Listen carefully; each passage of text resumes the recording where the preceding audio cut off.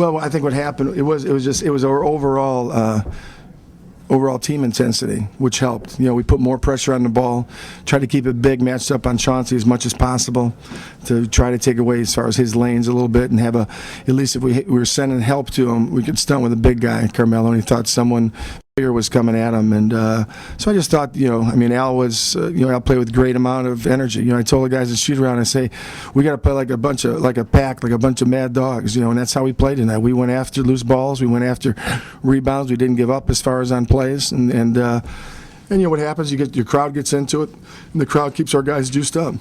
Can you just talk about the decision to play the lineup you did in the fourth quarter and why you think it paid off so much?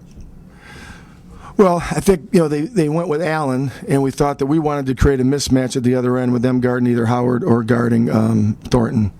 And why it worked is because Thornton at 6'7" can play like 6'10" rebounding wise, and the same thing, Josh can play bigger, and of course Singleton plays. Those were energy guys. We knew that in the fourth quarter they played a tough game last night. What you want to try to do is you want to try to keep as much pressure and energy on the team like that as far as in the fourth quarter, and I think it paid off for us.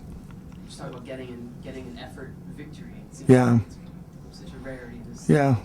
Well, I think we got guys that they're, when we made the decision to make changes, we thought about the type of players that we wanted to bring in here, whether the players were going to be here long term or not. That's something that will be decided. But the one thing we want players that had high basketball IQ, that played really, really hard, didn't give up as far as on plays, and we're hungry. And we said if we do that, we'll start setting the tone of how we want to play down the road. How much of an advantage that you got so many new pieces that teams just don't know how to prepare for it right now? Well, I mean, the disadvantage should be is that we got a lot of new pieces and we don't know how to prepare for ourselves. As far as being able to just be an execution team, and so we're still learning as far as concepts. So, I mean, I think that's part of it. But I think that it's the group of guys and how hard we're playing. When's the last time you saw Nick diving on the floor for loose balls and stuff? And so what happens? Those things become contagious. When you see a guy like Al Thornton going after it on the glass, or Josh Howard, and that, you as a teammate, you say, hey, I've got to get on board, and I think that's what everybody's done. And, you saw at the end, Andre has a great first half and carries us in the first half, and picks up his fourth. We go to the bench. Those guys start playing well, and we don't play Andre or JaVale down the stretch yet.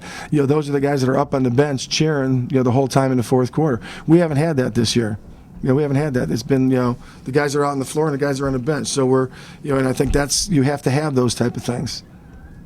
Speaking of Nick, you had confidence in him against Chauncey Billups. Mm-hmm. About what type of defense we wanted to keep size on him. We just, Chauncey, he got him a couple times, because of his veteran smarts and that. But, Nick is better on the ball. We found that out. Some of the better games he's played defensively. When we matched up on Iguodala, he played Iguodala one-on-one, and we did match up on Vince Carter earlier one time. He's better when he's matched up on a player, and he doesn't have to worry about, his assignments where he's to be as far as on the weak side. And so we try to do that tonight. You should say for Andre that he's had the back-to-back strong games instead of just.